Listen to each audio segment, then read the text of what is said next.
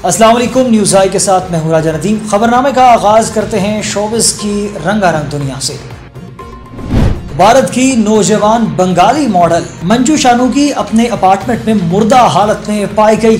शहर में गुज़िश्ता 3 दिनों में ये दूसरी मशहूर शख्सियत की खुदकुशी की इत्ला है, जबकि 2 हफ्तों में ये तीसरी खुदकुशी। भारतीय मीडिया रिपोर्ट्स के मुताबिक बदीशा डी मजोमदार के बाद एक और बंगाली मॉडल ने खुदकुशी कर ली। मारूफ मॉडल मंजूषा 27 मई को अपनी रिहायशगाह पर लटकी हुई पाई गई। मॉडल की वालिदा ने दावा किया कि वो अपनी करीबी दोस्त बदीशा की मौत के बाद शदीद डिप्रेशन में मुब्तला थी। बदीशा की मौत 26 मई को खुदकुशी की वजह से हुई। एक पुलिस अफसर ने बताया कि मंजूषा की लाश को पोस्टमार्टम के लिए अस्पताल भेज दिया गया है ताकि मौत की वजह मालूम हो सके। मंजूषा की मां ने कहा कि मेरी बेटी मुसलसल कहती थी कि वो बदीशा के साथ रहना चाहती है। वो मुसलसल बदीशा के बारे में ही बातें करती रहती थी। जब उसने मुझे बताया कि जल्द ही मीडिया बदीशा की तरह हमारे घर पर तवज्जो मरकूज करेगा। मकबूल तरीन वीडियो शेयरिंग ऐप टिकटॉक की मारूफ जोड़ी कमल आफ्ताब और जुल्करनैन सिकंदर के यहाँ जल्द नन्हे मेहमान की आमद मुतवक्के है। टिकटॉक की इस मारूफ जोड़ी ने मदाहों को खुशखबरी सुनाने के लिए सोशल मीडिया साइट इंस्टाग्राम का रुख किया। जुल्करनैन सिकंदर ने अपने इंस्टाग्राम अकाउंट पर कमल आफ्ताब के हमरा तस्वीर शेयर की, जिसमें उन्होंने गुलाबी और नीले रंग के गुब्बारे पकड़े हुए हैं। तस्वीर में देखा जा सकता है कि टिकटॉक की ये जोड़ी बेहद खुश नजर आ रही है। इंस्टाग्राम तस्वीर शेयर करते हुए जुल्करनैन सिकंदर ने कैप्शन में बताया कि वो और कमल आफ्ताब बहुत जल्द वालिदैन बनने वाले हैं। उन्होंने इस बड़ी नेमत पर अल्लाह का शुक्र भी अदा किया। दूसरी जानिब सोशल मीडिया सारफीन की जानिब से इस जोड़े को मुबारकबाद देने का सिलसिला जारी है। वाज़ेह रहे कि इस जोड़ी का गुज़िश्ता बरस अप्रैल के आगाज में धूमधाम से निकाह हुआ था, जबकि हाल ही में कमल आफ्ताब की रुखसती हुई है। मारूफ अमरीकी गुलकारा मैडोना ने टेक्सास में एक स्कूल में 19 बच्चों और 2 असातिज़ा के कत्ल के होलनाक वाक़े की मज़म्मत की है। मैडोना ने photo and video sharing app Instagram पर अमरीकी रियासत टेक्सास में होने वाले स्कूल फायरिंग के वाक़े की मज़म्मत करने के लिए एक ख़ुसूसी वीडियो शेयर की है। उन्होंने अपने इंस्टाग्राम अकाउंट पर यह वीडियो शेयर करते हुए एक तफसीली नोट भी लिखा है। उन्होंने अपनी तफसीली नोट में लिखा है कि मैं इस दर्द और तकलीफ के बारे में सोच भी नहीं सकती जो कि इन 19 बच्चों के वालिदैन को मिला होगा। उन्होंने मजीद लिखा कि मेरे बच्चे प्राइमरी स्कूल में हैं और अगर वो एक दिन इस तरह स्कूल से घर न आते तो मुझे नहीं लगता कि मैं जिंदा रह सकती हूँ। उन्होंने सवालिया अंदाज में लिखा, ये कैसे मुमकिन है कि एक 18 साल लड़का जो कि खुद एक बच्चा है अपनी सालगिरह के मौका पर 2 राइफल्स खरीद सकता है, वो भी बगैर किसी हिफाजती तरतीब और जांच पड़ताल के। मैडोना ने मजीद लिखा कि इंस्टाग्राम और फेसबुक पर इस हवाले से अनगिनत इंतबाही पोस्टें शेयर की गई हैं जिसमें फायरिंग के अपने मंसूबों का ऐलान किया गया, ताहम किसी ने तवज्जो नहीं दी। उन्होंने लिखा कि हम इन लोगों तक असलाह की रसाई को कम करने की जरूरत है जो खुद को या दूसरों को नुकसान पहुंचा सकते हों। उन्होंने मजीद लिखा कि हमें बंदूक के मालिकान के लिए हिफाजती तरबियत को लाजिम करार देना चाहिए, बिल्कुल इसी तरह जैसे कि हम लोगों से ड्राइविंग लाइसेंस करने के लिए पहले ड्राइविंग सिखाने और फिर टेस्ट पास कराने का मुतालबा करते हैं। कितनी अलमनाक बात है कि हम तमाम बच्चों, तमाम इंसानों को गन वायलेंस से महफूज रखने के लिए भीख मांगनी पड़ रही है। बॉलीवुड और पटौदी खानदान से ताल्लुक रखने वाली सारा अली खान को एक बार सड़क पर रक्स करता देखकर लोगों ने भीख देना शुरू कर दी। वाज़ेह रहे कि सारा के दादा और भारतीय क्रिकेट टीम के साबिक कप्तान नवाब मंसूर अली खान पटौदी शाही रियासत पटौदी के नवाब रहे हैं, जबकि अब इनके वालिद और बॉलीवुड अदाकार सैफ अली खान नवाब ऑफ पटौदी का एजाज रखते हैं। सारा का शुमार मौजूदा अहद के इन नौजवान अदाकारों में होता है जिन्हें बहुत पसंद किया जाता है, लेकिन सारा के मुताबिक एक ऐसा वक्त भी गुजरा है कि लोग इन्हें फकीर समझ बैठे और ये ऐसे मुतअद्दिद वाक़यात हैं जिनका सारा ने गुज़िश्ता सालों के दौरान कई बार खुलेआम एतराफ़ किया। इसी सबब वो अपने पुरस्कारों के बहुत करीब हैं। उन्होंने मज़कूरा बाला इंकशाफ 2020 के एक इंटरव्यू के दौरान किया जो कि वायरल हुआ। सारा के मुताबिक ये वाक़या इस वक्त पेश आया जब वो अपने वालिदैन सैफ अली खान और अमृता सिंह के साथ शॉपिंग कर रही थी। वालिदैन जब दुकान के अंदर गए तो वो अपनी मुलाजमा और भाई के साथ जो कि बहुत छोटा और स्टूलर पर बैठा था, इस दौरान मैंने रक्स शुरू कर दिया जिस पर लोगों ने रुक कर मुझे पैसे देना शुरू कर दिए। वो समझे कि शायद मैं भीख मांग रही हूँ। अमेरिका का मकबूल तरीन टेलीविजन प्रोग्राम एलन डीजेनरस शो 19 बरस बाद अपने इख्तिताम को पहुंच गया। प्रोग्राम की मेजबान ने गुज़िश्ता रोज बताया कि आज इसकी आखिरी किस्त नशर हो जाएगी। इस प्रोग्राम का नाम खातून मेजबान एलन डीजेनरस के नाम पर रखा गया। 2003 में शुरू होने वाले टिकटॉक की अब तक 3200 किस्तें नशर हो चुकी हैं। एलन डीजेनरस ने मदाहों से वादा किया कि वो ज्यादा अरसे के लिए टीवी नहीं छोड़ेंगी। प्रोग्राम का इख्तिताम मुख्तसर सा वक्फा है। अपनी बेहतरीन हिस्स मजाक का इस्तेमाल करते हुए एलन डीजेनरस ने कहा कि अब आप दीगर प्रोग्राम्स देख सकते हैं। प्रोग्राम की पहली किस्त में मारूफ अदाकार जेनिफर को मदऊ किया गया था, जबकि आखिरी हफ्ते में ओपरा विनफ्रे को शिरकत की दावत दी गई। एलन डीजेनरस ने कई मरतबा ऑस्कर अवार्ड की तकरीब की मेजबानी भी की। इन्हें सदारती तमग़े आज़ादी भी दिया जा चुका है। जापान में फुकुओका प्राइज कमेटी की जानिब से दुनिया भर से आलमी सतह पर मुख्तलिफ शोबों में शानदार कारकर्दगी दिखाने वाले अफराद के लिए फुकुओका अवार्ड्स का ऐलान कर दिया गया है, जिसमें जनूबी एशिया की नुमाइंदगी करने वाली पाकिस्तानी आर्टिस्ट और फनकारा शाजिया सिकंदर ने आर्ट्स एंड कल्चर के शोबे में फुकुओका अवार्ड हासिल किया। तफसीलात के मुताबिक फुकुओका प्राइज कमेटी ने 26 मई को फुकुओका प्राइज 2022 के लिए इनाम याफ्तगान का ऐलान किया है, जिसमें ग्रांड प्राइज मिस्टर हियाशी को दिया गया। ओताइको मौसीकी की तख्लीकी तशरीहात में तसलसल के साथ सबसे आगे रहे हैं, जबकि academic prize professor Timon stretch को दिया गया, जो माहिर आर्ट मौरिख हैं। जनूबी एशिया की नुमाइंदगी करने वाली पाकिस्तानी फनकारा मोहतरमा शाजिया सिकंदर ने आर्ट्स एंड कल्चर प्राइज जीता है। वाज़ेह रहे कि फुकुओका प्राइज हर साल तहकीक, फनून, सकाफत के मैदान में अफराद, ग्रुप्स और तंजीमों की नुमाया कामयाबियों के एतराफ में दिया जाता है। बॉलीवुड फिल्म साज राम गोपाल वर्मा ने शाहरुख खान के बेटे आर्यन खान को नारकोटिक्स कंट्रोल ब्यूरो (NCB) की क्लीन चिट पर रद्द-ए-अमल दे दिया। भारतीय मीडिया रिपोर्ट्स के मुताबिक राम गोपाल वर्मा ने कहा कि आर्यन खान ने एजेंसियों को बेनकाब कर दिया। वो किस अंदाज में मासूम लोगों को हरासा करती हैं। NCB ने बिलाखिर 8 माह बाद किंग खान के बेटे आर्यन खान को मंशियात केस में क्लीन चिट दे दी। NCB अफसर संजय कुमार सिंह ने एक बयान में कहा कि आर्यन खान को केस में सबूत की कमी के बायस क्लीन चिट दी जाती है। गुज़िश्ता बरस अक्टूबर में सामने आए मामले के बाद फिल्म इंडस्ट्री के बहुत से लोग आर्यन खान की हमायत में सामने आए थे। इस बार फिल्म साज राम गोपाल वर्मा ने रद्द-ए-अमल दिया और कहा कि इस केस की खास बात यह है कि इससे एजेंसियों की नाअहली का पर्दा चाक हुआ है। उन्होंने मजीद कहा कि यह केस आर्यन खान जैसे मशहूर बाप के बेटे का केस था, लेकिन इससे ये बात साफ हो गई कि एजेंसियां किस तरह बेगुनाह और आम लोगों को हरासा करती हैं। अक्टूबर 2021 में आर्यन खान पर मंशियात रखने का इल्जाम लगाया गया। तकरीबन 3 हफ्ते तक जेल में रहे। NCB ने उनकी जमानत की दरख्वास्त कई बार मुस्तरद करवाई। बॉलीवुड के मारूफ अदाकार संजय दत्त ने अपने वालिद सुनील दत्त की 17वीं बरसी के मौका पर जज्बाती पैगाम शेयर कर दिया। संजय दत्त ने video and sharing app Instagram पर अपने वालिद सुनील दत्त के साथ अपनी यादगार तस्वीर शेयर की। उन्होंने ये तस्वीर शेयर करते हुए लिखा कि जिंदगी के उतार चढ़ाव में वालिद हमेशा मेरी रहनुमाई और हिफाजत के लिए मौजूद थे। उन्होंने लिखा कि मेरी ताकत, मेरी हौसला अफजाई और मेरी मदद के लिए जरूरत के वक्त हमेशा मौजूद होते थे। उन्होंने मजीद लिखा कि आपने मुझे हर वो बेहतरीन चीज दी जिसकी कोई भी बेटा ख्वाहिश कर सकता है। संजय दत्त ने अपनी पोस्ट के आखिर में वालिद से मोहब्बत का इजहार करते हुए लिखा, आप हमेशा हमारे दिल में रहेंगे वालिद, मुझे आपकी बहुत याद आती है। अदाकार की इस पोस्ट पर अहलिया मानिया दत्त ने भी कमेंट सेक्शन में अपनी मोहब्बत का इजहार किया।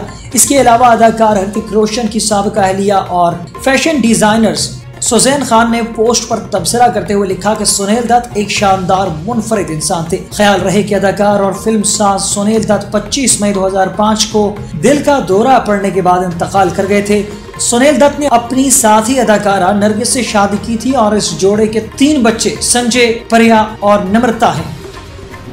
मारूफ अमरीकी प्रोड्यूसर और अदाकार लियोटा 67 बरस की उम्र में इंतकाल कर गए। उनकी वफात डोमिनिकन रिपब्लिक में हुई। अनजानी अदाकार के नुमाइंदे ने मीडिया को बताया कि लियोटा का इंतकाल सोते में हुआ। अदाकार मुल्क में फिल्म डेंजरस वाटर्स की अक्सबंदी के लिए मौजूद थे। लियोटा मार्टिन स्कोर्सी के मशहूर जमाने गुडफेलोस में हेनरी हिल का मरकजी किरदार अदा करके शोहरत की बुलंदियों पर पहुंचे। 4 दिहाइयों पर फैले तवील कैरियर में उन्होंने कई लाजवाल फिल्मों में अदाकारी की। चंद मशहूर फिल्मों में कापलैंड, फेनिक्स शामिल हैं। हाल ही में रेलोटा ने क्राइम थ्रिलर फिल्म नोस्टन मूव में भी अदाकारी की थी। उन्होंने ज्यादातर मारधाड़ वाले किरदार अदा किए हैं। एक इंटरव्यू में इनसे मुतालिक पूछा गया तो लियोटा ने कहा था कि मैं जाती जिंदगी में कभी भी झगड़ा नहीं किया। लियोटा ने यूनिवर्सिटी ऑफ मियामी से ड्रामे की तालीम हासिल की थी और वहीं इनको पहले ड्रामे कैबरेट में शामिल किया गया था। गुडफेलोस में लियोटा के साथी अदाकारों रॉबर्ट और जॉय पेस्की ने बहुत इनके इंतकाल पर गहरे दुख और अफसोस का इजहार किया।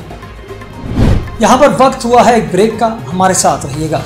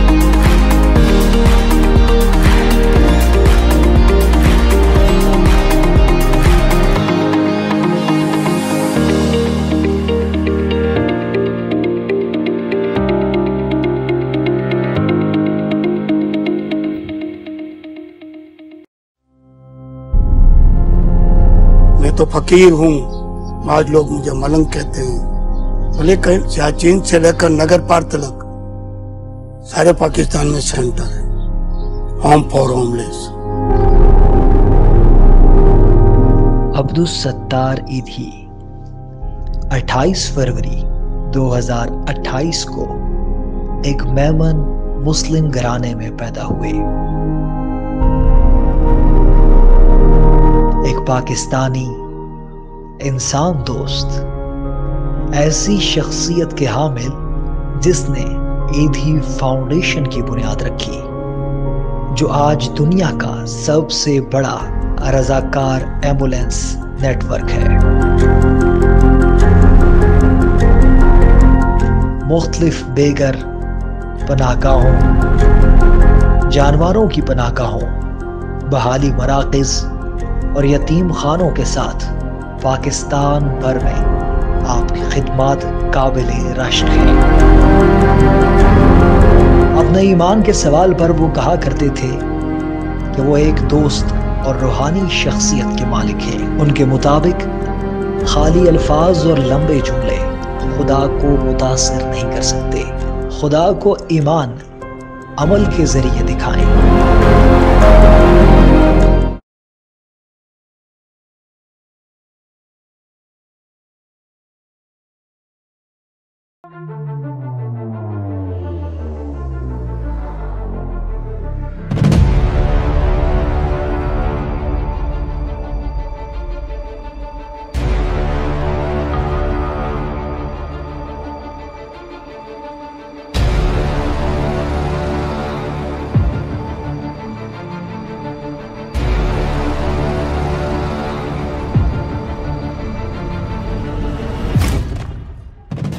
ये कहानी है एक ऐसी मुनफरिद फ़िज़ाइया की जिसके मुस्तक़बिल का तयन खुद कायद-ए-आज़म मोहम्मद अली जिन्नाह ने किया।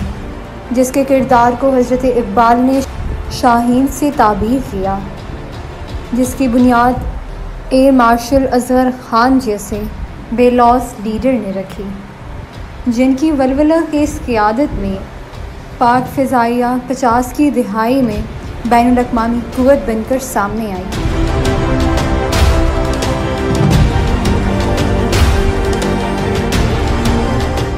उन्नीस सौ 65 की जंग में मार्शल नूर खान की सरबराही में पाक फ़िज़ाइया ने अपने से 3 गुना दुश्मन को घुटने टेकने पर मजबूर कर दिया और कौम के उमंगों की तर्जुमान बनते रहे।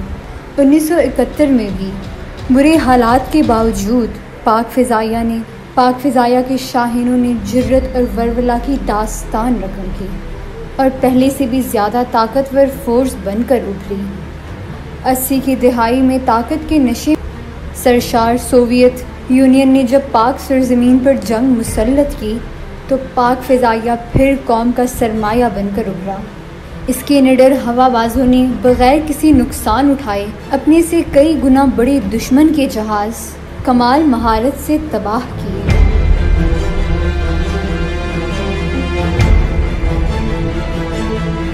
चाहे वो कारगिल का महाज हो या ऑपरेशन सेंटिनल, पाक फ़िज़ाइया की बरवक्त हिकमत अमली और पेशा वराना सलाहियत से दुश्मन को हमेशा मात ही मिली है।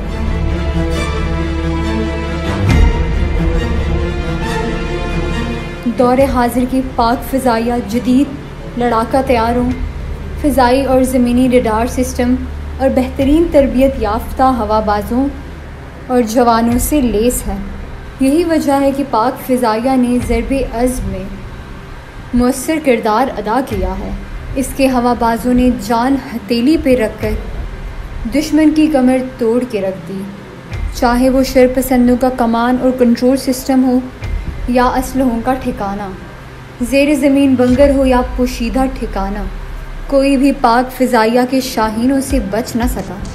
ज़रबे अज़्म के मौके पर पाक फ़िज़ाइया के मुअस्सर किरदार ने एक बार फिर जंग 65 की हीरोज़ की याद दिला दी और कौम को बता दिया है कि इसकी सफ़ों में MM आलम, रफ़ीकी और यूनुस आज भी ज़िंदा है। पाक फ़िज़ाइया पहले भी कौम की मसीहा थी और आज भी है और इंशाअल्लाह हमेशा रहेगी।